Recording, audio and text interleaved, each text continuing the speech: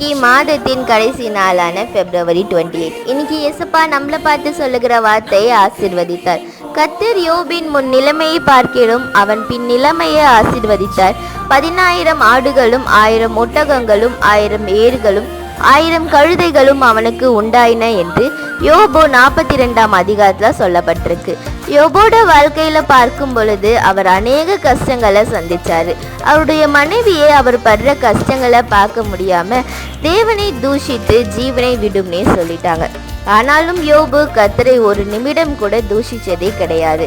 கர்த்தர் மேல அவ்வளவு வைராக்கியமா இருந்தாரு. அதனால கர்த்தர் யோபோட முன் நிலைமையை பார்க்கிலும் அவருடைய பின் நிலைமையை ஆசீர்வதிச்சாரு.